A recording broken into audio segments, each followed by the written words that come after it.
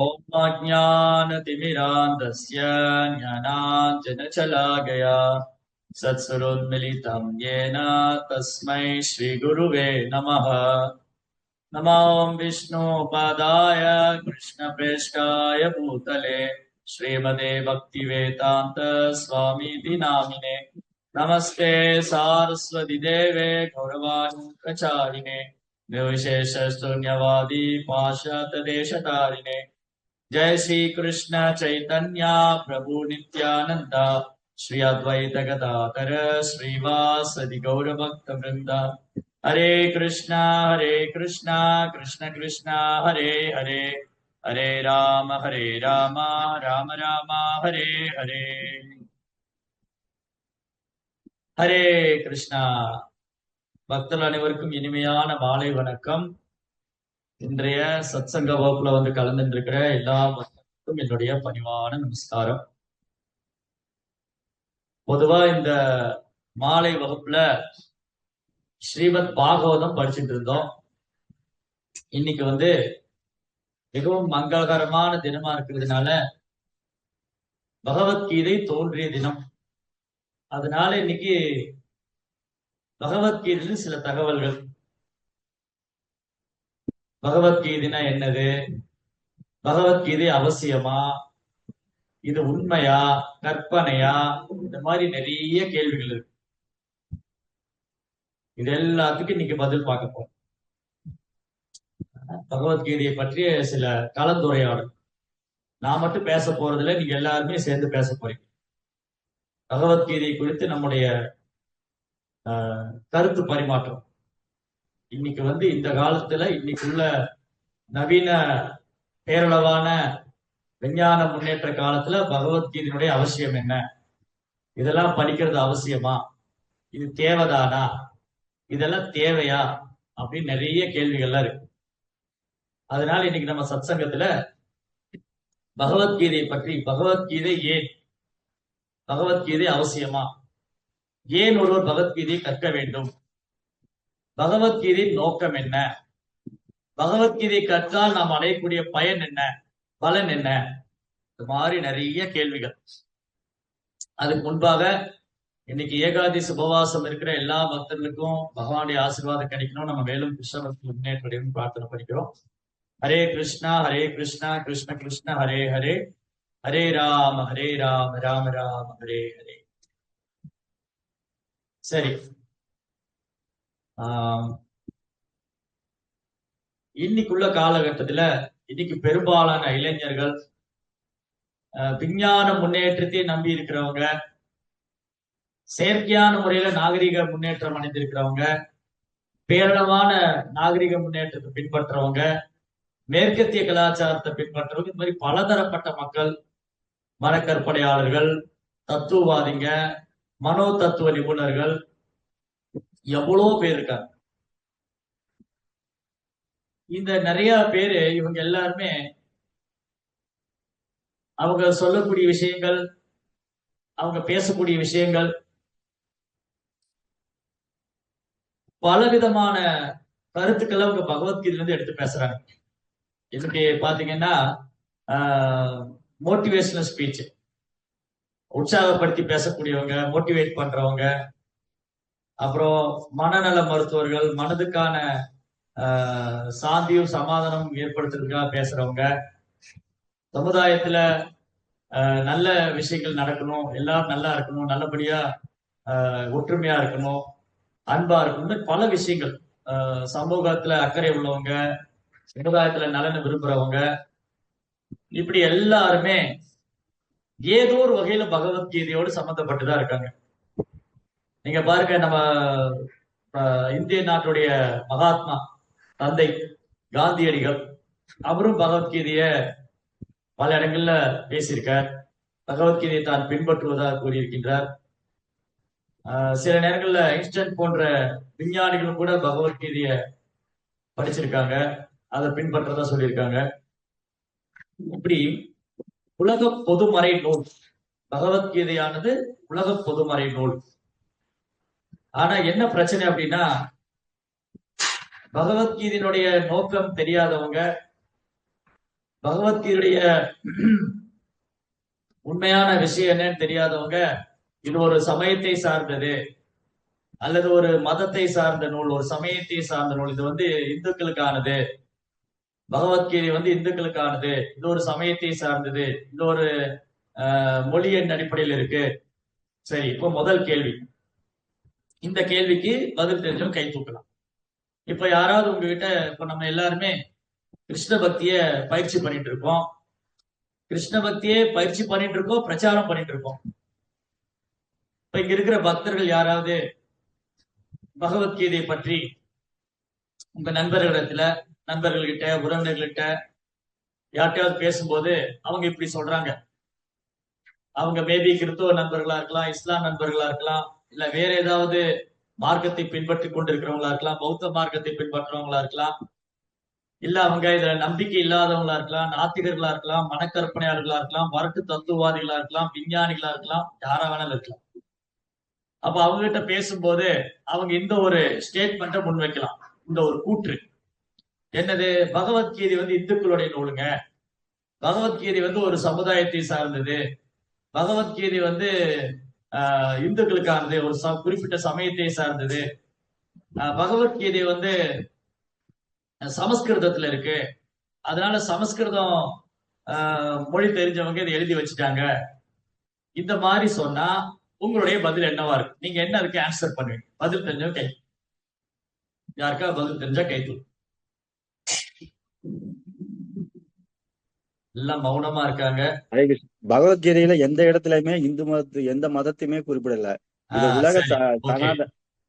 உலக மக்களுடைய வாழ்க்கை பத்தி தான் இப்ப பேசியிருக்குது. சரி, ஓகே. முதல் பாயிண்ட் வந்து தத்துவவேத பிரபு சொல்லியிருக்காரு, பகவத்கீதையில எந்த இடத்துலயுமே இது இந்துக்களுக்கானதுன்னு மென்ஷன் பண்ணல.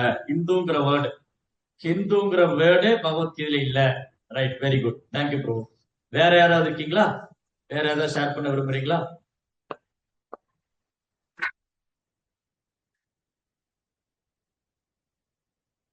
ஓகே. சோ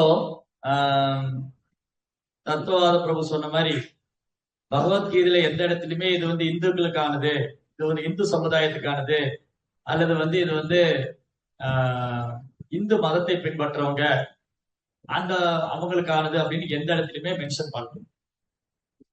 பகவத்கீதையில எந்த இடத்துலயுமே இது இந்துக்களுக்கான நூல் மென்ஷன் பண்ணல. பகவத்கீதை அனைவருக்குமானது.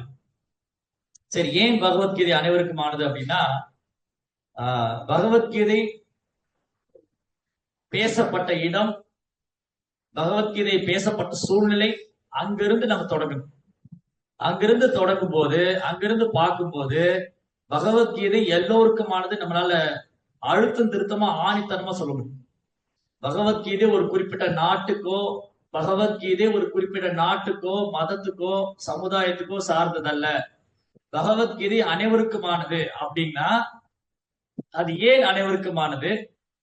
அப்படி பகவத்கீதையில என்ன இருக்கு அப்படி நம்ம கொஞ்சம் பின்னோக்கி போகணும். அப்ப பின்னோக்கி போனா எவ்வளவு பின்னோக்கி போகணும்? ஒரு 5000 வருஷம் பின்னோக்கி போகணும். 5000 வருஷம் பின்னோக்கி போனா பகவத்கீதை உரைக்கப்பட்ட சூழ்நிலை, எதனால பகவத்கீதை பேசப்பட்டது, இதெல்லாம் கொஞ்சம் நம்ம பார்க்க வேண்டியது இருக்கு. இப்ப மற்ற பிற மார்க்கங்கள், இஸ்லாம் மார்க்கமாகட்டும், அல்லது பௌத்த மார்க்கமாகட்டும், அதுல ஜெயின மார்க்கம், கிறிஸ்தவ மார்க்கம், இதெல்லாம் ஒரு 2000 ஆண்டுகள், 2500 ஆண்டுகள் ஏறக்குறைய அப்ராக்சிமேட்டா வந்து ஒரு 2000 2500 ஆண்டுகள் தான் சொல்லலாம். இந்த பல்வேறு மார்க்கங்கள், இஸ்லாம் மார்க்கம், கிறிஸ்தவ மார்க்கம், பௌத்த மார்க்கம், நிறைய மார்க்கங்கள் இருக்கு. சோ அவங்களுடைய மார்க்கம், அந்த புனித நூல்கள், குரான், பைபிள், இதெல்லாம் தோன்றியது ஒரு 2500 ஆண்டுகள். ஆனா அதுக்கு முன்பாகவே 5000 ஆண்டுகளுக்கு முன்பாக, இப்ப இருந்து 5000 ஆண்டுகளுக்கு முன்பாகவே பகவத்கீதை உபதேசிக்கப்பட்டது. பகவத்கீதா பகவான் பாடியது. பகவானே ஆச்சாரியனா, கீதா ஆச்சாரியன், கீதையின் ஆச்சாரியன், கீதையுடைய ஆச்சாரியன் கிருஷ்ணா பகவான். சோ பகவத்கீதையுடைய ஸ்பெஷல் என்னன்னா, இப்போ ஒரு ஒரு குறிப்பிட்ட உதாரணத்துக்கு பைபிள் வந்து இறை தூதரான இயேசுநாதர் சொன்னது, குரானும் இறை தூதரான நபிகள் சொன்னது. ஆனா பகவத்கீதை பகவானே சொல்லுது. அதான் இன்னொரு ஸ்பெஷல். சோ சனாதன தர்மத்தோட சிறப்பு என்னன்னா, சனாதன தர்மம் நித்தியமானது, அழிவற்றது. சனாதன தர்மத்துடைய சிறப்பு என்னன்னா, இங்கு பகவானுடைய பல்வேறு அவதாரங்களும், அவதாரத்தை பற்றிய தகவல்களும், அவருடைய பல்வேறு தெய்வீகமான லீலைகள், அவரது நாம ரூப குணாதிசயங்கள் அனைத்தும் வர்ணிக்கப்பட்டிருக்கு. அப்புறம் சனாதன தர்மத்துலதான் பகவானே இந்த பூமியில் அவதரிக்கிறார்ங்கிற தகவல் இருக்கு. வேற எந்த மார்க்கத்திலுமே கடவுள் இந்த பூமியில அவதரிச்சாரு, இந்தந்த அவதாரம் எடுத்துக்கிட்டாரு, இந்தந்த லீலைகள் செய்தார்னு கிடையாது. அந்தந்த மார்க்கத்தவர் அந்தந்த மார்க்கத்தை பின்பற்றக்கூடிய நல்வழிப்படுத்துவதற்கான நோக்கம் மட்டுமே இருக்கு. இப்ப உதாரணத்துக்கு கிறிஸ்தவ மார்க்கத்தை பின்பற்றினா அந்த கிறிஸ்தவர்கள் எப்படி இறைவன் மேல அன்பு செய்யறது, இறைவனுடைய கட்டளை என்ன, ஆண்டவரின் கட்டளை என்ன, ஆண்டவன் இடத்துல எப்படி அன்பு செய்வது, பாவகாரியங்கள் செய்யாமல் எப்படி இந்த புண்ணிய காரியங்கள் செய்வது, இந்த மாதிரி அடிப்படை விஷயங்கள் பேசப்பட்டு எழுதப்பட்டிருக்கு. அதே போல இஸ்லாம் எடுத்துட்டா இறைவன் மேல எப்படி நம்ம மரியாதையோடு நடந்துக்கிறது, பயபக்தி, இறைவனிடத்துல எப்படி பயந்து மரியாதை நிமித்தமாக இறைவனிடத்துல எப்படி ஒருத்தர் பிரார்த்தனை செய்வது, எப்படி ஒழுக்கமாக வாழ்வது, இந்த மாதிரி அடிப்படை விஷயங்கள் மத்த மார்க்கத்துல சொல்லப்படும். ஆனா சனாதன தர்மத்துடைய சிறப்பு என்னன்னா, இங்க பகவான் பல்வேறு அவதாரங்கள் செய்கிறார். அவதாரத்துடைய அவதாரங்கள் பல்வேறு லீலைகள், அந்த லீலைகள் பல்வேறு தத்துவங்கள், வாழ்க்கைக்கு தேவையான அனைத்து விதமான போதனைகளும் இருக்கு. மனித வாழ்க்கையின் லட்சியம் என்ன, மனித வாழ்க்கையின் குறிக்கோள் என்ன, இது தெல்ல தெளிவாக இருக்கு. அப்போ நமக்கு இந்த கலியுகத்துல நமக்கு பகவத்கீதை கிடைச்சது 5000 வருஷத்துக்கு முன்னாடி. இந்த பூலோகத்துல துவாபரயுகம் முடியும் போது கிருஷ்ணர் பகவத்கீதை உபதேசிக்கிற அர்ஜுனனுக்கு. அதுக்கப்புறம் கலியுகம் தொடங்குது. பகவான் இந்த பூமியில லீலை முடிச்சுட்டு போகும்போது துவாபரயுகம் முடியக்கூடியது, கலியுகம் தொடங்க போகுது. சோ கலியுக மக்களுடைய நன்மைக்காக, கலியுக மக்களின் நன்மைக்காக கிருஷ்ணர் பகவத்கீதை சொன்னார். அர்ஜுனனை ஒரு கருவியா பயன்படுத்திட்டார். அப்போ இந்த மகாபாரதம் என்பது ஒரு கட்டுக்கதையோ கற்பனையோ அல்ல. முதல்ல அது நல்லா புரிஞ்சுக்கணும். மகாபாரதம் இந்த பாகுபலி சினிமா மாதிரிலாம் கிடையாது. நிறைய பேர் இப்ப நிறைய சினிமால எடுக்கிறாங்க இல்லையா, கற்பனையில சில கதைகள்லாம் எழுதுவாங்க. அந்த கதைகள் எல்லாமே ராமாயணம் மகாபாரதத்தை பேஸ் பண்ணிதான் இருக்கும். சினிமால வரக்கூடிய பெரும்பாலான கதைகளும் ராமாயணம் மகாபாரதத்தை அப்படியே கற்பனை, அதை எடுத்துக்கிட்டு அவங்க கற்பனையில கலந்து விட்டுருவாங்க. பெரும்பாலும் சினிமா என்ன பண்ணுவாங்க, ராமாயணம் மகாபாரதத்தை அதுதான் அந்த சென்டர் பாயிண்ட், அதான் தீம். அந்த ஒரு ஒன் லைன் என்ன சொல்லுவாங்க, ஒன் லைன் ராமாயணத்துக்கு ஒன் லைன் எடுத்துக்குவாங்க. ஒன் லைன் எடுத்து ஒரு பாயிண்ட் எடுத்துக்கிட்டு அதை அப்படியே கற்பனை பண்ணும். அப்படி கற்பனை பண்ற விஷயங்களை நம்ம வியந்து பாக்குறோம். இன்னைக்கு பெரும்பாலான மக்கள் சில இயக்குனருடைய கற்பனை திறனை வியந்து பாக்குறாங்க. ஆனா இறைவனின் அற்புத ஆற்றலை நம்ம பார்க்க மறந்துட்டோம். நம்முடைய துர்பாக்கியம் என்னன்னா, நம் துரதிருஷ்டம் என்னன்னா, ஒரு சாதாரண மனிதனின் கற்பனை திறனை வியந்து பாராட்டக்கூடிய நாம இறைவனின் அற்புதமான ஆற்றல், பகவான் ஸ்ரீகிருஷ்ணனுடைய அற்புதமான ஆற்றலை போற்றி புகழ நம்ம மறந்துட்டோம். அதை நினைவில் கொள்வது மறந்துட்டோம். ஏறக்குறைய நம்ம கிருஷ்ணரையே மறந்துட்டோம். இதுதான் நம்முடைய ப்ராப்ளம். சோ என்னாச்சு, இதிகாஸ் அப்படிங்கிற சமஸ்கிருத வார்த்தையுடைய தமிழாக்கம் இங்க நிகழ்ந்தது. இதிகாசம் என்றால் இங்க நிகழ்ந்தது. இது கதையோ கற்பனையோ கட்டுக்கதையோ அல்ல. குருக்ஷேத்திரம் அதே பேர்ல தான் இருக்கு, துவாரகை அதே பேர்ல தான் இருக்கு, மதுரா அதே பேர்ல தான் இருக்கு, பிருந்தாவனம் அதே பேர். எங்கெல்லாம் என்னென்ன லீலைகள் நடந்ததோ 5000 ஆண்டுகளுக்கு முன்பாக இந்த மகாபாரதம், இதிகாச புராணங்கள் எங்கெங்கு நிகழ்ந்ததோ அந்த இடம் இன்றும் அவ்வாறே இருக்கின்றது. அதுல எந்த மாற்றமும் இல்லை. இது ஒரு அதிகாரப்பூர்வமான ஆதாரம். நம் கண் கூட பார்க்கலாம். இன்னைக்கும் குருக்ஷேத்திரம், மகாபாரத யுத்தம் நடந்த குருக்ஷேத்திர போர்க்களம், அந்த குருக்ஷேத்திரம் இன்னைக்கு இருக்கு. அன்னைக்கு ஒரு பெரிய கிரவுண்டா இருந்தது, இன்னைக்கு சிட்டி ஆயிடுச்சு, அவ்வளவுதான் வித்தியாசம். அன்னைக்கு குருக்ஷேத்திரம் ஒரு பெரிய மைதானமா இருந்தது, போர்க்களமா, யுத்தத்துக்கான இடமா இருந்தது. இன்னைக்கு ஒரு அழகிய நகரமா இருக்கு, அவ்வளவுதான் வித்தியாசம். மதுராபுரி, துவாரகா, பிருந்தாவனம் அனைத்து இடங்களும் இன்றைக்கும் அதே போல இருக்கின்றது. இது ஒரு அதிகாரப்பூர்வமான அத்தாட்சி இருக்கின்றது. இது மகாபாரதம் என்பது கதையோ கற்பனையோ கட்டுக்கதையோ அல்ல, இது இதிகாஸ், மகாபாரத், மிக உயர்ந்த பாரதம். பாரதத்தின் பெருமையை பறைசாற்றக்கூடியது பாரத தேசம், பாரத பூமியின் பெருமையை பறைசாற்றக்கூடியது மகாபாரதம். சோ பாரத தேசம்னா அதுலயே பிரச்சனை என்ன இருக்குன்னா, இன்னைக்கு இந்தியா மட்டும்தான் பாரத தேசம் நினைக்கிறோம். கிடையாது. இந்தியா மட்டும் பாரத தேசம் அல்ல. அன்றைக்கு 5000 ஆண்டுக்கு முன்பாக ஈவன் பரீட்சித் மகாராஜ், பாண்டவருடைய கடைசி வாரிசான பரீட்சித் இந்த பூகோளத்துக்கே சக்கரவர்த்தியா இருந்தார். பூகோளம், ஒட்டுமொத்த பூமிக்கும் நிலப்பகுதிக்கும் பரீட்சித் சக்கரவர்த்தியா இருந்தாரு. அப்ப பாண்டவர்கள் ஆண்டு வந்தாங்க. அதுக்கு முன்பாக பல ஆயிரம் வருஷங்களுக்கு முன்பாக இந்த பாரத பூமி, பாரத பூமினா இந்தியா மட்டும் இல்ல, பூமியே பாரத பூமி தான். இந்தியா என்பது ஒரு நிலப்பகுதியை குறிக்குது. இந்தியான்னு சொன்னா ஒரு பர்டிகுலர் லேண்ட். பாரத் அப்படின்னு சொன்னா என்டையர் எர்த் பிளானட். பாரத பூமி, பாரத பூமி இஸ் என்டையர் எர்த் பிளானட். இந்த பூகோளம் முழுவதும் பாரத பூமி. அதுக்கு முன்பாக இந்த இடத்துக்கு இலாவிரத வருஷம் பேர். இலாவிரத வருஷம் ரிஷபதேவர் பகவானால சக்தி அளிக்கப்பட்ட அவதாரம். அந்த ரிஷபதேவரின் புதல்வரான பரதன் இந்த பூமி ஆண்டதுனால, அவருடைய ஆட்சி பொற்காலமும் செங்கோல் ஆட்சியுமா இருந்ததுனால, அவருடைய திருப்பேராலேயே இந்த ஒட்டுமொத்த பூகோளம் பாரத தேசம், பாரத பூமின்னு அழைக்கப்பட்டது. பாரத பூமி. அதுக்கப்புறம் கலியினுடைய இன்ஃபுளுயன்ஸ், கலியினுடைய தாக்கத்தினால அது மொத்த பாரத பூமி இல்லாம இப்ப இந்தியா மட்டும் பாரதம். அது இப்ப பாரதங்கிறதுல யாரும் இந்தியான்னு தான் சொல்றாங்க. அது பாரதம் சொன்னா அதுக்கு ஒரு சர்ச்சை பண்ணுவாங்க. இந்த மாதிரி கலியுகத்துல மக்கள், நம்முடைய வரலாறு ரொம்ப முக்கியம். ஆக்சுவலி வரலாறு ரொம்ப முக்கியம். ஆனா எந்த வரலாறு தெரிஞ்சுக்கணுமோ அந்த வரலாறு தெரிஞ்சுக்காம தேவையில்லாத வரலாறு எல்லாம் தெரிஞ்சுக்கிறாங்க. திப்பு சுல்தான் ஏன் படையெடுத்து வந்தாரு, அவர் என்ன பண்ணாரு, கஜினி கொள்ளையடிக்க வந்தவங்க, திருட வந்தவங்க, சொம்பு திருட வந்தவங்க, சோப்பு டப்பா எடுக்க வந்த கதையெல்லாம் படிச்சு திப்பு சுல்தான், கஜினி முகமது, கோரி முகமது.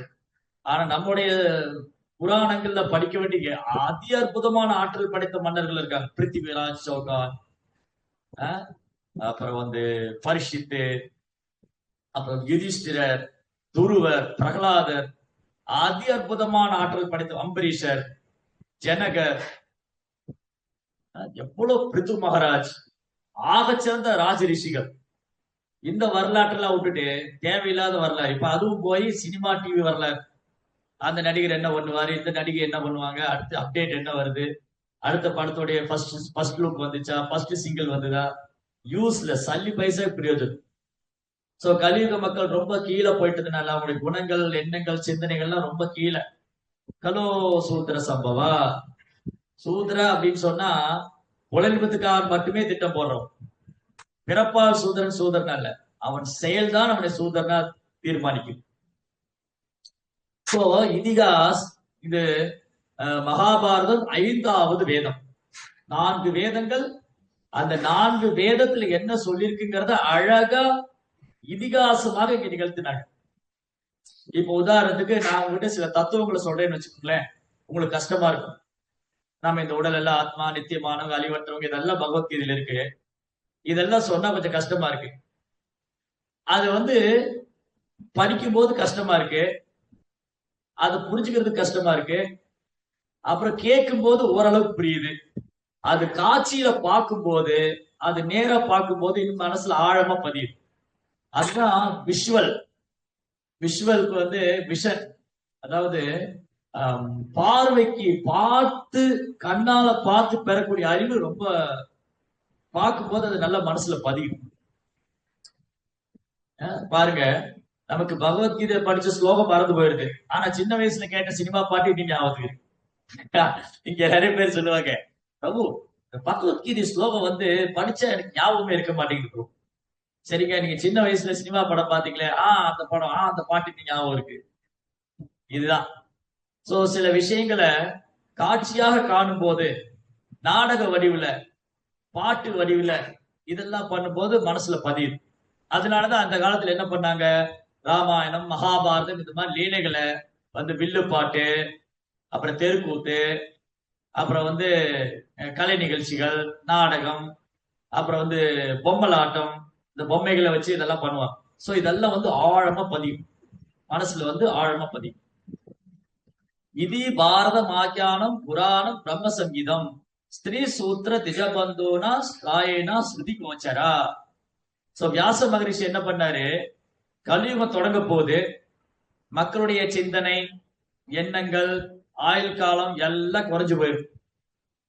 வேதம் படிக்க யாரும் கிடையாது, வேதம் சொல்லி வேதமே நம்ம வாழ்க்கையில பார்த்தது கிடையாது. நம்ம யாருமே வேதத்தை பார்த்ததும் இல்ல, நமக்கு சொல்லி கொடுக்க ஆளும் இல்ல, நமக்கு படிக்க நேரமும் இல்ல, நம்ம கேட்க தயாராகவும் இல்ல, புரிஞ்சுக்கிற அறிவும் இல்ல.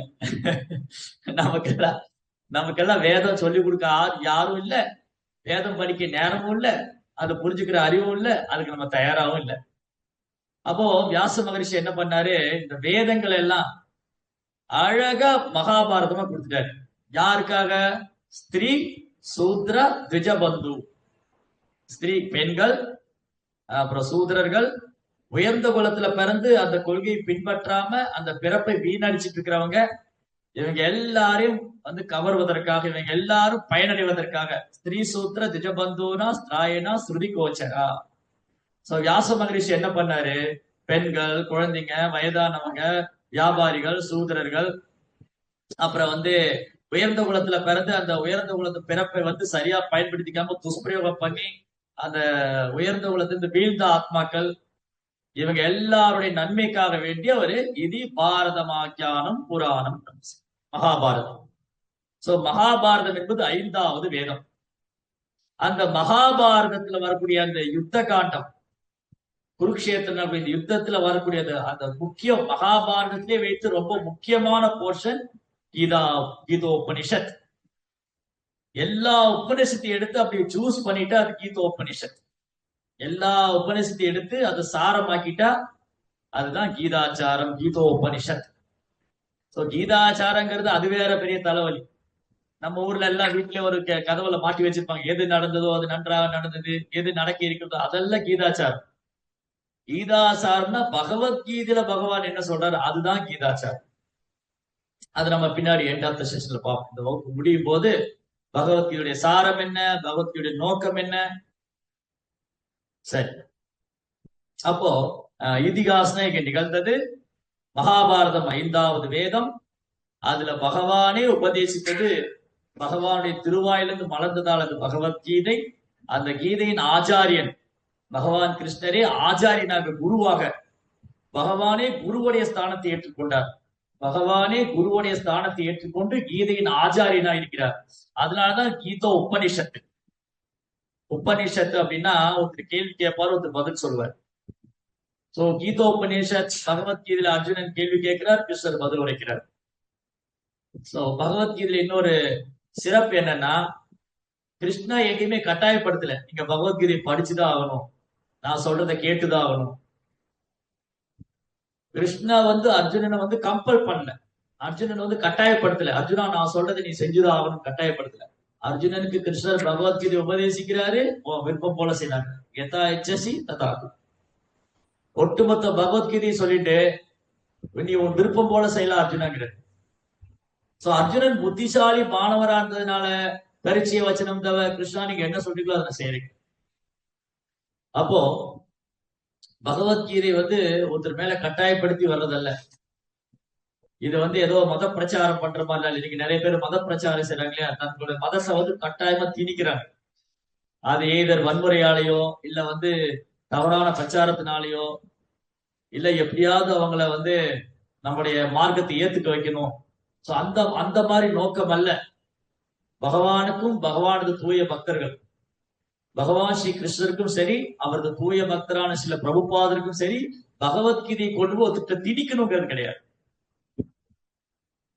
அது நம்ம கொஞ்சம் நல்லா ஆராய்ந்து பார்ப்போம் பகவத்கீதையுடைய பர்பஸ். சோ இப்படி பகவத்கீதா எந்த ஒரு நாட்டையோ இனத்தையோ மதத்தையோ மொழியோ சார்ந்தது அல்ல. பகவத்கீதை அனைவருக்குமானது. ஏன் பகவத்கீதை அனைவருக்குமானதுன்னா, எல்லாருக்குமே இந்த பிரச்சனை இருக்கு. இந்த பிரச்சனை இல்லாதவங்க யாரு? நான் ஏன் பிறந்தேன்னு தெரியல, என்னுடைய வாழ்க்கையோட லட்சியம் என்னன்னு தெரியல, நான் இறந்ததுக்கு அப்புறம் என்ன ஆவேன்னு தெரியல, முதல்ல நான் யாருன்னே தெரியல.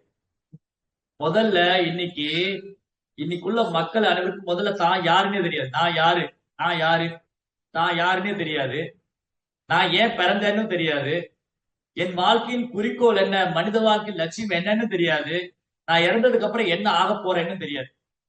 இந்த கேள்விகளுக்கெல்லாம் பகவத்கீதையில பதில் இருக்கு. இந்த கேள்விகளுக்கெல்லாம் பகவத்கீதையில பதில் இருக்கு. அப்படி இருக்கும்போது எப்படி சொல்லலாம் பகவத்கீதை ஒரு குறிப்பிட்ட நாட்டுக்கும் இனத்துக்கும் சமுதாயத்துக்கும் சார்ந்தது? கிடையாது. பகவத்கீதையில அனைத்து கேள்விகளுக்கும் பதில் இருக்கு இல்லையா? அமெரிக்கால உள்ளவங்களுக்கு மனசுல பிரச்சனை இருக்கு, ஆஸ்திரேலியால உள்ளவங்களுக்கும் மனதுல பிரச்சனை இருக்கு, ஐரோப்பாவில் இருக்கிறவங்களுக்கும் மனதுல பிரச்சனை இருக்கு. அப்ப மனதினுடைய பிரச்சனைக்கான தீர்வு பகவத்கீதை. மனதால் எழக்கூடிய பிரச்சனை, இயற்கையினால் வரக்கூடிய பிரச்சனை, மற்ற ஜீவராசிகளால் வரக்கூடிய பிரச்சனை, எல்லா துன்பங்களுக்கும் பகவத்கீதை தீர்வு. சரி, அப்புறம் எல்லா இடத்துலயுமே இந்த பெரிய பிரச்சனை இருக்கு. ஜென்ம மிருத்து ஜெராவியாதி துக்கதோஷான தர்சனா, பிறப்பு இறப்பு முதுமை நோய், இதை பற்றி வரும். அப்போ பகவத்கீதையில 5 முக்கியமான விஷயங்களை பகவான் சொல்றார் பரவலாக. என்னென்னது? பதில் தெரிஞ்சவங்க இறந்த கை தூக்கும். பகவத்கீதை முழுவதும் 5 முக்கியமான விஷயங்களை பரவலாக பகவான் சொல்றார். ஸ்ரீயுக்த மாதா, ஒரு நிமிஷம். இப்ப 2 பேர் கை தூக்கி இருக்கீங்க, 4 பேர் கை தூக்காம அன்மியூட்ல இருக்கீங்க. ஒருத்தர் ஒன்னொன்னு சொல்லுங்க. முதல்ல ஸ்ரீயுத்த பாத கமல மாதாஜி ஒன்னு சொல்லுங்க. हरे कृष्णा प्रभु, दंडवत प्रणाम प्रभु। காலத்தை பத்தி சொல்லிருக்கு. சீஜா மாதாஜி பரமாத்மா பத்தி சொல்லிருக்கு. Okay. Galaxy A13, Galaxy A13 யாருன்னு தெரியலையே. அன்மியூட்ல இருக்காங்க, ஆனா பேசல. அவங்க தெரியாம அன்மியூட் பண்ணிட்டாங்கன்னு நினைக்கிறேன். ஓகே. இந்திராணி மாதாஜி ஒன்னு சொல்லுங்க. ஜட இயற்கை பிரபு. ஹரே கிருஷ்ண பிரபு. ஓகே, ஜட இயற்கை. கோலோக நிவாசினி மாதாஜி. ஹரே கிருஷ்ண பிரபு. காலா கர்மா பிரபு. காலா சொல்லி இருங்க, ஒரு நிமிஷம் இருங்க. பரமாத்மா சொன்னாங்க, பௌதிக இயற்கை சொல்லிட்டாங்க, காலா சொல்லிட்டாங்க, கர்மா சொல்லிட்டாங்க. இன்னும் ஒண்ணு பாக்கி இருக்கு. ஆத்மா. Yes, thank you. பரவாயில்ல, எல்லாம் பண்டிதர்களா இருக்கீங்க, ரொம்ப சந்தோஷம். பகவத்கீதையில 5 முக்கியமான விஷயங்களை பரவலா பேசியிருக்காங்க. பகவான் கிருஷ்ணர் என்ன பண்றார்? ஹோல் பகவத்கீதா 700 ஸ்லோகம், 18 அத்தியாயம், 5 முக்கியமான விஷயங்கள். ஜீவாத்மா, பரமாத்மா, பௌதிக இயற்கை, காலம், கர்மம். இந்த 5மே உலகத்துல ஒருத்தர் எந்த மூலையில இருந்தாலும் தெரிஞ்சுக்க வேண்டிய விஷயம். முதல்ல ஜீவாத்மா, முதல்ல நான் யாரு, அப்புறம் கடவுள் யாரு, இந்த பிரபஞ்சம் எப்படி இயங்குது, இதை படைச்சது யாரு, இதுக்கு பின்னாடி என்ன நடக்குது, அப்புறம் காலம், டைம், காலம் எப்படி, காலச்சக்கரம் இயங்குது, அதுக்கப்புறம் செயல், நல்ல செயல் எது, தீய செயல் எது, தர்மம் என்ன, அதர்மம் என்ன, செய்யக்கூடிய செயல் என்ன, செய்யக்கூடாத செயல் என்ன, சாஸ்திரத்துக்கு உட்பட்ட செயல் என்ன, சாஸ்திரத்துக்கு புறம்பான செயல் என்ன, கட்டுப்படுத்தாத செயல் என்ன. ஒரே குழப்பமா இருக்கு. கர்மா, அகர்மா, விகர்மா, 3 விஷயம் சொல்றாரு கிருஷ்ணன் பகவத்கீதையில. சாஸ்திரத்துக்கு உட்பட்ட செயல் கர்மா, சாஸ்திரத்துக்கு புறம்பான செயல், பாபகரமான செயல் விகர்மா, பற்றுதல் இல்லாம அல்லது பக்தியோடு செய்யக்கூடிய செயல் அகர்மா. எந்த செயல் நம்மளை கட்டுப்படுத்தாதோ, எந்த செயலால் நாம் கட்டுப்பட மாட்டோமோ, நம்மளை கட்டுண்ட நிலையில வைக்காதோ, அது அகர்மா. தூய செயல், அதாவது பக்தி தொண்டு, கிருஷ்ணருக்காக செயலாற்றும். சுருக்கமா சொல்ல போனா கிருஷ்ணருக்காக செயலாற்றுவது செயல் வினை கிடையாது. எந்த செயல்ல வினை கிடையாது? பகவான் கிருஷ்ணருக்காக செயலாற்றும் போது செயல் வினை கிடையாது. புண்ணிய கர்மாவுக்கும் வினை உண்டு, கர்மாவுக்கும் வினை உண்டு, செயல் வினை உண்டு. அதுக்கப்புறம் விகர்மா, அப்ப கேட்க வேண்டாம், பாவகாரியத்துக்கு கட்டாயம் அதுக்கான வினை உண்டு. சோ பாருங்க, இதெல்லாம் முக்கியமான விஷயம். முதல்ல இந்த உலகத்துல எந்த மூலையில இருந்தாலும் ஒருத்தர் முதல்ல தான் யாருன்னு தெரியும். இன்னைக்கு பெரும்பாலான மக்கள் முதல்ல அவங்க யாருன்னே தெரியல. அவங்களை கேட்டா என்ன சொல்லுவாங்க? இதேதான் பிரபுபாதர் இந்த உலகம் முழுது சுற்றுப்பயணம் செய்து இந்த பகவத்கீதையை பிரச்சாரம் செய்தார். பகவத்கீதை உண்மை உருவில் பிரபுபாதருடைய விளக்க உரை, பிரபுபாதருடைய commentary, Bhagavad Gita as it is அனைத்து மொழிகளிலும் பெரும் சாதனை படைச்சிருக்கு. குறிப்பா அமெரிக்கா மாகாணத்துல மேக்மிலன்கிற கம்பெனிக்காரங்க வந்து இந்த பகவத்கீதையை வந்து மொழிபெயர்ப்பு செய்து அச்சிட்டு விநியோகம் பண்றாங்க. வரலாறு காணாத சாதனை. அவங்க சொல்றாங்க பிரபுபாதட்ட, சாமிஜி இதுக்கு முன்னாடி நாங்க எவ்வளவு பகவத்கீதை ஆங்கிலத்துல மொழிபெயர்ப்பு செஞ்சு விநியோகம் பண்ணிருக்கோம், ஆனா இந்த அளவுக்கு போனதில்லை, எல்லாருமே இதைத்தான் விரும்பி கேட்கிறாங்க.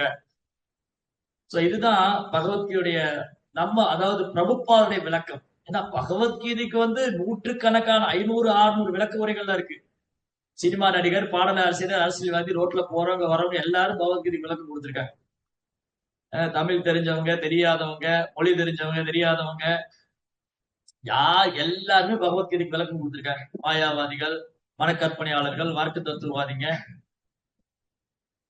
ஆனா அந்த விளக்க உரையெல்லாம் பெரிதாக பாதிப்பு ஏற்படுத்தல. ஆனா பிரபுபாதருடைய விளக்க உரை, அதனுடைய சிறப்பு என்னன்னா, பிரபுபாதர் வந்து தன்னுடைய சொந்த கருத்துக்கள் எதுவும் இல்லாம பகவத்கீதையை உள்ளது உள்ளவாறு, முந்தைய ஆச்சாரியர் என்ன சொல்லியிருக்காங்களோ, பகவான் கிருஷ்ணர் என்ன சொன்னாரோ அது சற்றும் மாறாம கிருஷ்ணரை கிருஷ்ணராவே பகவத்கீதையை பகவத்கீதையாகவே நமக்கு கொடுத்ததான் ஒரு பெரும் பாக்கியம். பெரும் பாக்கியம். அது பிரபுபாதருடைய ஒரு தூய்மை, பிரபுபாதருடைய வருகை. அவர் இந்த பூமியில தோன்றியது பகவானுடைய உலகத்திலிருந்து அவருக்கு இந்த பூமியில தோன்றி பகவானுடைய விருப்பப்படி அந்த பகவத்கீதையை உள்ளது உள்ளவாறே கொடுத்தார். நீங்க நல்லா பாருங்க, பிரபுபாதர் அமெரிக்கா போறதுக்கு முன்னாடி இந்தியால இருந்து நிறைய சாதுக்கள் எல்லாம் போயிருக்காங்க. பிரபுபாதர் வந்து வெளிநாட்டு மேற்கத்திய நாடுகள் போவதற்கு முன்பாக இந்தியால இருந்து பல சாதுகள் மேற்கத்திய நாட்டுக்கு போயிருக்காங்க. அதுல கூட இந்தியால இருந்து ஒரு சாது போய் சிக்காகோல பேசி பயங்கர கைத்தட்ட, கிட்டத்தட்ட 1/2 மணி நேரம் தொடர்ந்து கை தட்டிட்டே இருந்திருக்காங்க அவர் பேச்சு கேட்டு. ஆனா எவ்வளவு பேரு சனாதன தர்மத்தை பின்பற்றினாங்க, எவ்வளவு பேர் சனாதன தர்மத்தை ஏத்துக்கிட்டாங்க, எவ்வளவு பேர் வந்து பகவான் கிருஷ்ணரை முழுமுதற் கடவுளா ஏத்துக்கிட்டாங்க, எவ்வளவு பேர் நம்முடைய நம்முடைய வேத கலாச்சாரத்தை பின்பற்ற ஆரம்பிச்சாங்க, சொல்ல முடியாது. ஏதோ விரல விட்டு வர.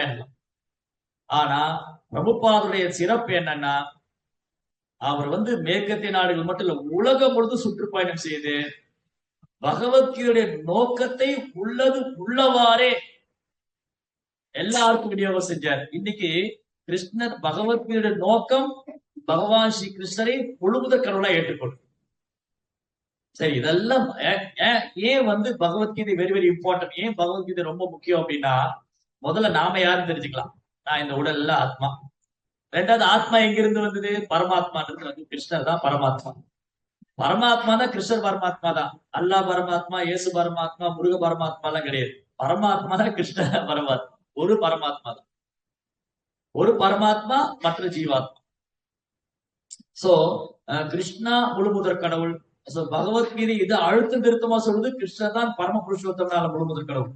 சில பிரபுபாதர் வந்து அவருடைய பகவத்கீதை உண்மை ஒரு புஸ்தகத்துல ரொம்ப அழகா எழுதியிருக்காரு. இன்ட்ரோடக்ஷன்லயே ஸ்டார்டிங்லயே என்ன சொல்றாரு பிரபுபாதா, ரொம்ப அழகா எழுதியிருக்காரு. என்ன எழுதியிருக்காரு? எமது கிருஷ்ண பக்தி இயக்கம் பகவத்கீதை உண்மை உரிவில் என்னும் இந்த நூலை ஆதாரமாக கொண்டதால் நேர்மையானதும் சரித்திரபூர்வமாக அங்கீகரிக்கப்பட்டதும் இயற்கையானதும் திவ்யமானதும் ஆகும். பாத்தீங்களா? கிளியரா தெளிவான ஸ்டேட்மெண்ட். எமது கிருஷ்ண பக்தி, இதுக்கு பேரே international society for Krishna consciousness தான், நோ காட் கான்சியஸ்னஸ். இந்த இயக்கம் தொடங்கும் போது கூட பேர் வைக்கும் போது இதுக்கு என்ன பேர் வைக்கலாம்? பிரபுபாதர் வந்து அமெரிக்கா மாகாணத்துல தொடங்கினார். இந்த கௌடிய சம்பிரதாயத்தை, நம்முடைய வேத கலாச்சாரத்தை மேற்கத்திய நாட்டுல ஸ்டார்ட் பண்ணாரு. அப்போ பிரபுபாதர் சொல்ற, this movement is called international society for Krishna consciousness, அகில உலக கிருஷ்ண பக்தி இயக்கம். உடனே ஒரு சில சீடர்கள் வந்து பிரபுபாதர் ரெக்வஸ்ட் பண்றாங்க, சாமிஜி, குரு மகாராஜ், நீங்க வந்து இந்த இயக்கத்துக்கு கிருஷ்ண பக்தி இயக்கம் பேர் வச்சிருக்கீங்க, இது வந்து ஒரு குறிப்பிட்ட கடவுளை சொல்ற மாதிரி இருக்கு, ஏன் நம்ம காட் கான்சியஸ் வைக்க கூடாது?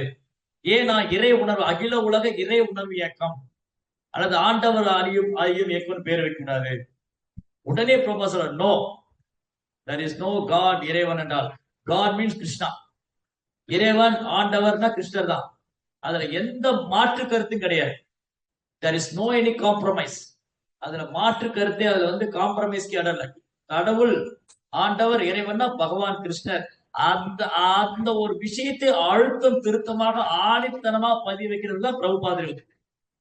அதனால பிரபுபாதர் சொல்றார், நோ, சோ அதனால இங்க தெளிவா சொல்லிட்டாரு பிரபுபாதர். என்ன சொல்றாரு? இந்த இயக்கத்துடைய மெயின் எமது கிருஷ்ண பக்தி இயக்கம் பகவத்கீதை உண்மைகள் என்னும் இந்நூலை ஆதாரமாக கொண்டதால் நேர்மையானதும் சரித்திரபூர்வமாக அங்கீகரிக்கப்பட்டதும் இயற்கையானதும் திவ்யமானதும் ஆகும்.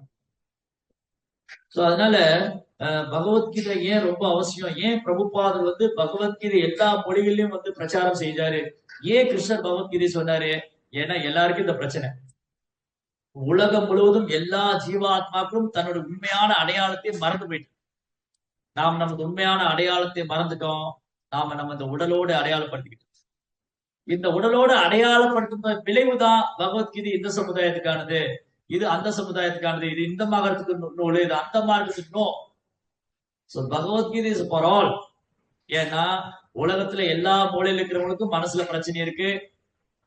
நான் யாருன்னு தெரியல, கடவுள் யாருன்னு தெரியல, கடவுளை எப்படி அணுகணும்னு தெரியல, அவர் மேல எப்படி அன்பு செய்யணும்னு தெரியல. முதல்ல இன்னைக்கு பெரும்பாலான மக்கள் கடவுள் இருக்காரா இல்லைன்னு தெரியல. அப்படி பல்வேறு குழப்பங்கள். இந்த மாதிரி பல்வேறு குழப்பங்கள், கடவுள் இருக்காரா இல்லையா, கடவுளுக்கு உருவம் இருக்கா இல்லையா, இந்த மாதிரி விஞ்ஞானத்தை நம்பக்கூடியவங்க, மனக்கற்பனையில வாழ்றவங்க, விஞ்ஞானம் சொல்றதா உண்மைன்னு நினைக்கிறவங்க, இந்த மாதிரி ஒரு காலகட்டத்துல பிரபுபாதர் உலகம் முழுதும் சுற்றுப்பயணம் செய்து கொஞ்சம் கூடி காம்ப்ரமைஸ் பண்ணாம கிருஷ்ண பக்திய, கிருஷ்ணர் முழுமுதற் கடவுள், பகவத்கீதையுடைய நோக்கம், பகவத்கீதையின் நோக்கம் பகவத்கீதையில இருக்கு. அவர் வந்து கிருஷ்ணரை முழுமுதற் கடவுளா கிருஷ்ணரை முழுமுதற் கடவுளா ஏற்றுக்கொண்டு அவரை சரணாகதிக்கும், அவருடைய பக்தராகும். நாம திரும்பி அவர்கிட்ட போகணும். நம் மனித வாழ்க்கையின் ஒரே குறிக்கோள் பகவான் கிருஷ்ணனை அடையறதான். இதுல எந்த காம்ப்ரமைஸும் பண்ணாம பிரபுபாதர் அப்படி அது உள்ளத உள்ளபடி கொடுத்துருக்கு. அதுவும் பிரபுபா எழுதுறாரு, இந்த பகவத்கீதை வந்து இவ்வளவு அழகா விநியோகம் ஆகுதுன்னா இதுக்கு எனக்குன்னு ஏதாவது தனி சிறப்பு இருக்கா? எனக்குன்னு ஒரு தனி சிறப்பு இருக்குன்னா அதை நான் கிருஷ்ணர் சொன்னது மாதிரியே திரும்ப கொடுத்ததுதான். கிருஷ்ணரை கிருஷ்ணராகவே பகவத்கீதை உள்ளது உள்ளவாறே நான் எடுத்து கொடுத்ததுதான் எனக்கு தனி பெரும் சிறப்புங்கிற. எனக்கு ஏதேனும் அதுல சிறப்பு, அதுல ஏதாவது எனக்கு ஏதாவது கிரெடிட் இருக்கும்னா, அதுல என்னுடைய பங்கு எதா இருக்கும்னா, அதுல முக்கியமான பங்கு என்னன்னா, நான் பகவான் சொன்னது அப்படியே சொல்லியிருக்கேன். எந்த மாற்று கருத்தும் இல்லாம அதுல கட் பண்ணி வெட்டி ஒட்டி சேர்க்காம, கட் பண்றது, வெட்டுறது, ஒட்டுறது, இது பிடிச்சிருக்கு, நல்லா இருக்கு, இது பிடிக்கல, இது வேண்டாம், no, as it is.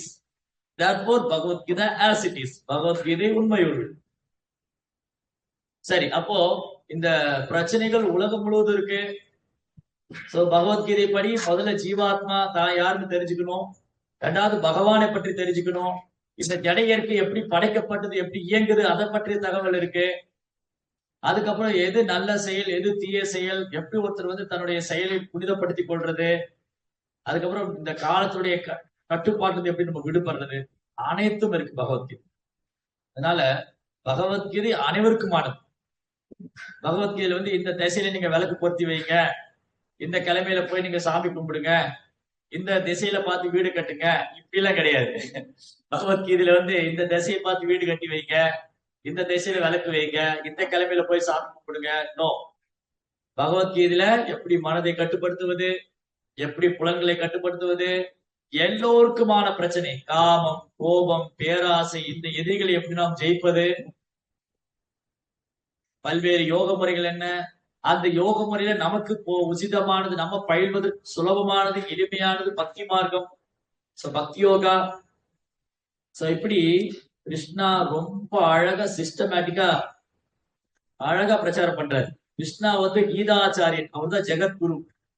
Vasudeva சுதம் தேவம் கம்சசானூரமர்தனம் தேவகி பரமானந்தம் கிருஷ்ணம் வந்தே ஜெகத்குரு. கிருஷ்ணன் தான் ஜெகத்குரு. கிருஷ்ணா எப்படி பிரச்சாரம் பண்றாரு? முதல்ல அர்ஜுனனுக்கு நீ இந்த உடல் எல்லாம் ஆத்மான்னு புரிய வச்ச. அர்ஜுனனை நம்மை போல ஒரு சாதாரண மனிதனுடைய மனோபாவத்துல வச்சுட்டு, ஆனா அர்ஜுனன் ஒரு சாதாரண நபர் அல்ல.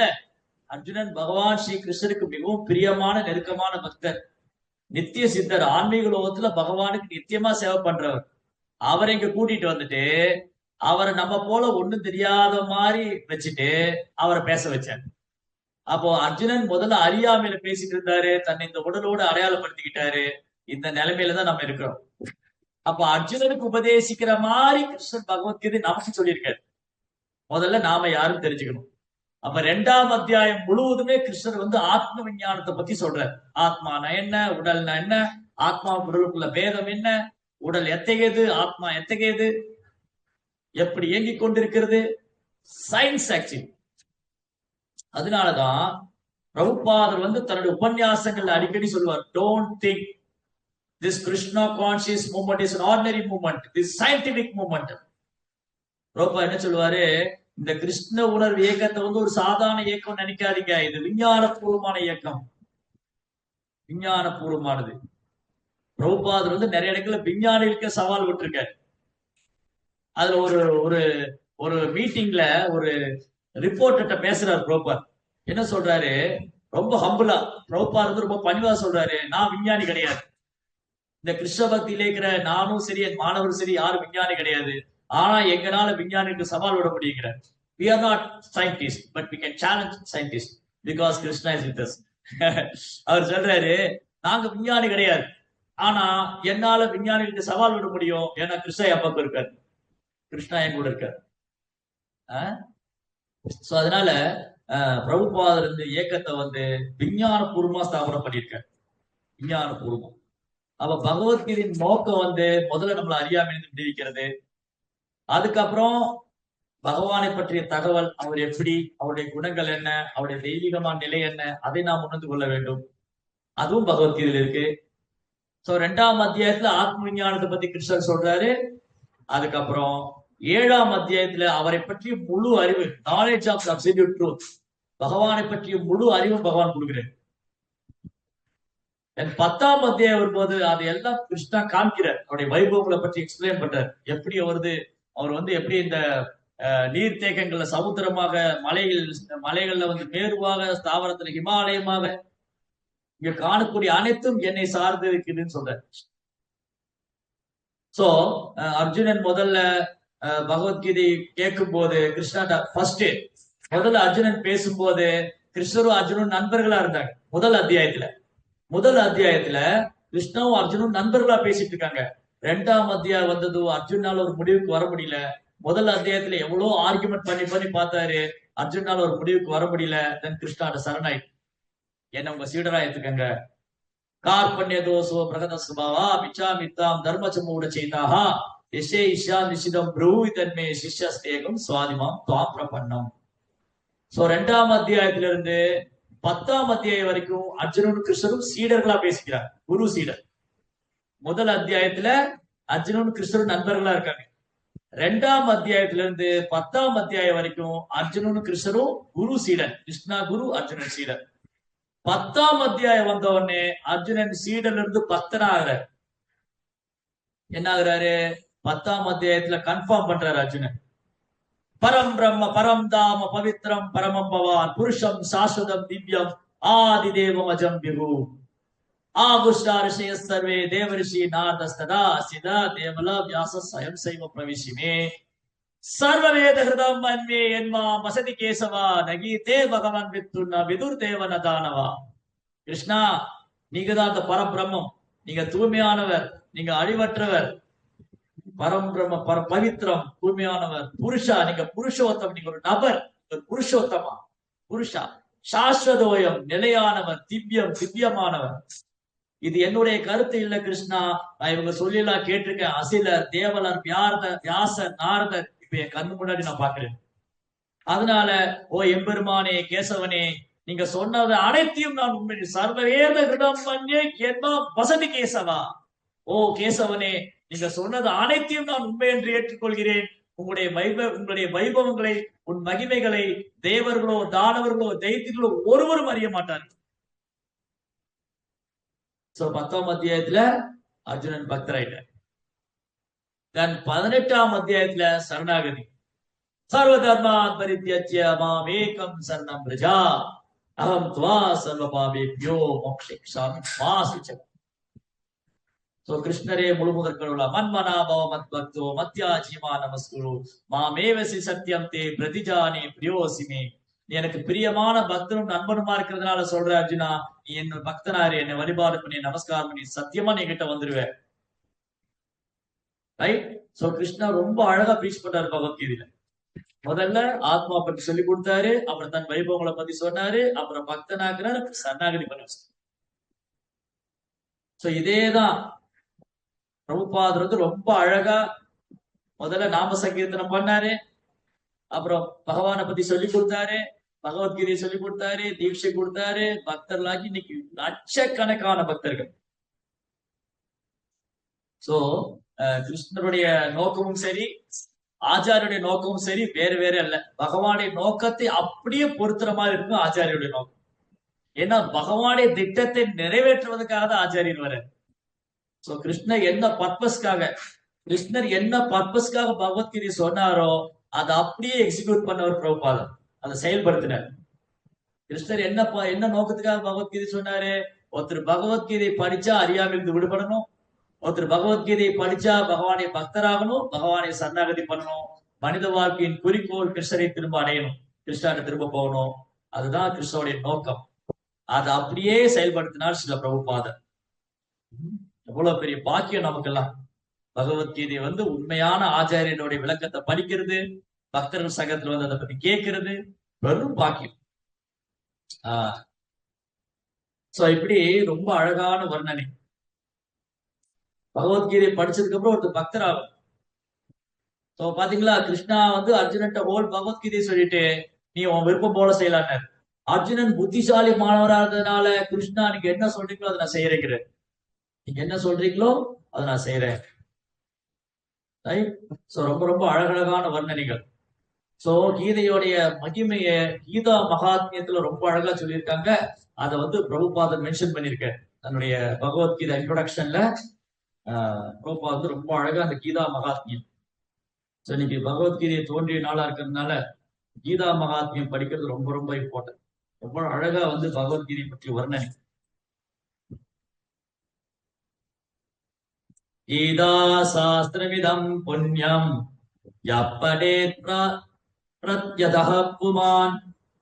பகவத்கீதை உபதேசங்களை முறையாக பின்பற்றுபவர் வாழ்வின் எல்லாவித துயரங்களிலிருந்தும் ஏக்கத்திலிருந்தும் விடுபட முடியும். சோ இதுதான பிரச்சனை. உலகத்துல எந்த மூலையில் இருந்தாலும் அதுக்கு ஏதாவது வாழ்க்கையில யாருக்கா ஏதாவது பிரச்சனை, ஏதாவது துன்பம், ஏதாவது ஏக்கம், ஏதாவது கவலை.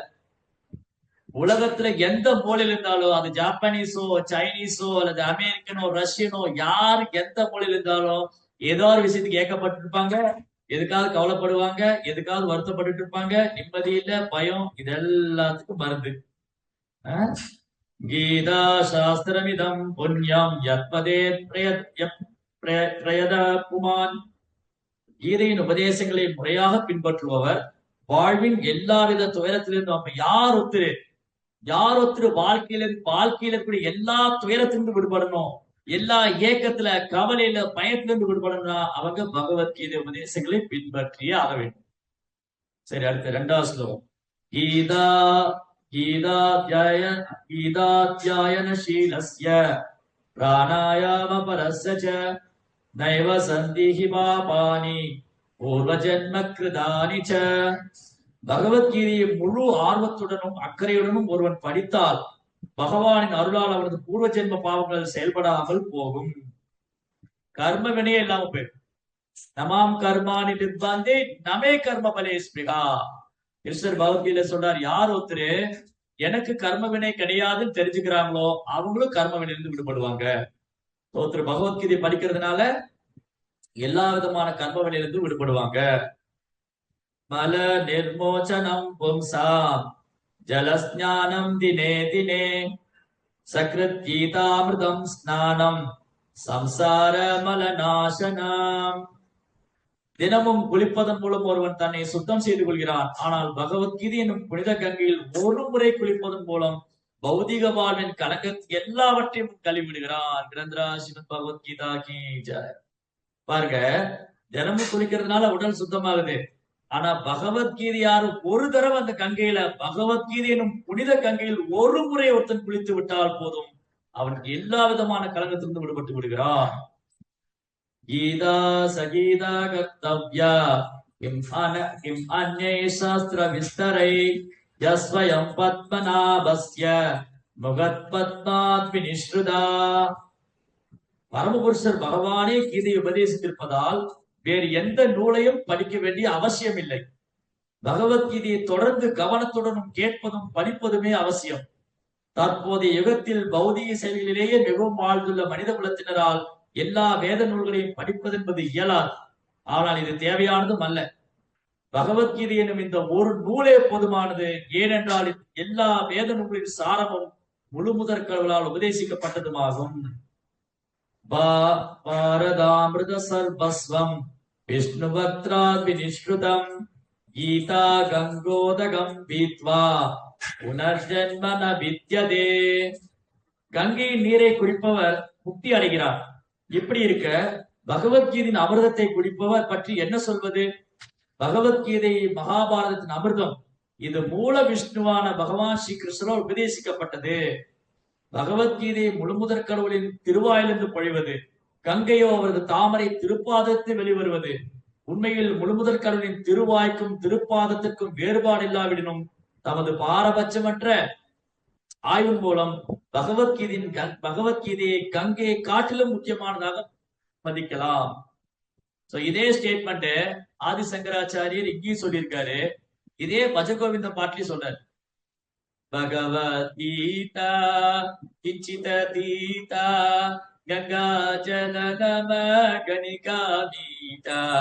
பகவத்கீதா கிஞ்சித தீதா. கங்கையில போய் பல முறை குளிச்சாதான் தூய்மை அடைவாங்க. ஆனா பகவத்கீதை ஒரு தடவை படிச்சா இமிடிட்டா பகவத்கீதையை படித்த மாத்திரத்துல தூய்மை அடைவாங்க.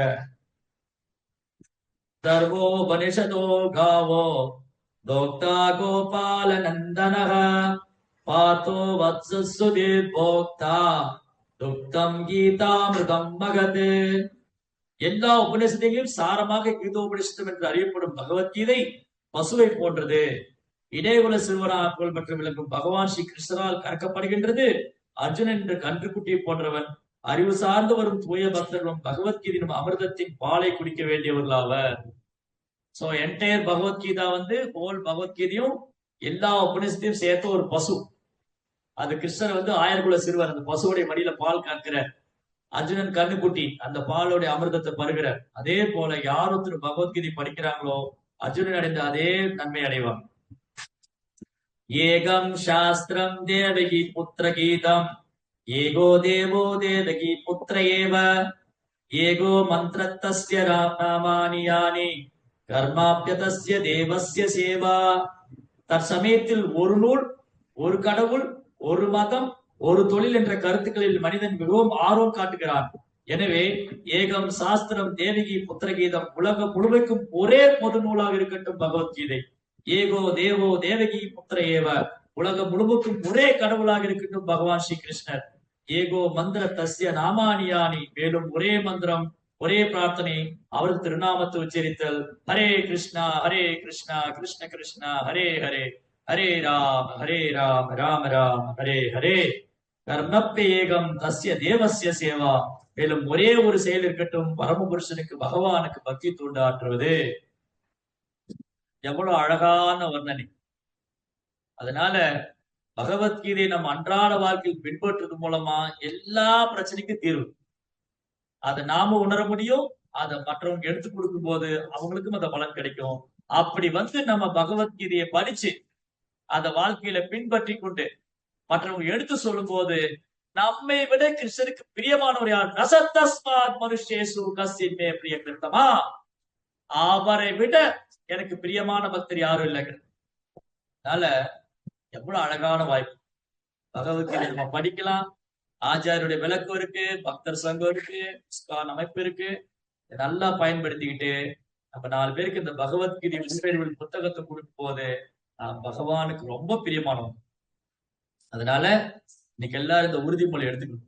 நான் பகவத்கீதையை தினமும் படிச்சு அதை நல்லா புரிஞ்சுக்கிட்டு அதை வாழ்க்கையில கடைபிடிச்சு 4 பேருக்கு அதை புத்தகத்தை பிரபுபாடி புத்தகத்தை பகவத்கீதை உண்மை புத்தகத்தை விநியோகம் செஞ்சு எவ்வளவு கோடிக்கணக்கான ஜீவாத்மாக்கள் இது கிடைக்காம கஷ்டப்பட்டுக்கிட்டு இருக்காங்க. கவலையில, பயத்துல, ஏக்கத்துல, அறியாமையில எல்லாம் நம்ம விடுவிச்சிட முடியும். வெறுமனே பகவத்கீதை உண்மையுருள் என்ற ஒரு புத்தகத்தை, பகவத்கீதை உண்மையுருள் என்ற ஒரு புத்தகத்தை விநியோகம் செய்யறது மூலமா கோடிக்கணக்கான மக்களை நம்மளால விடுவிச்சிட முடியும்.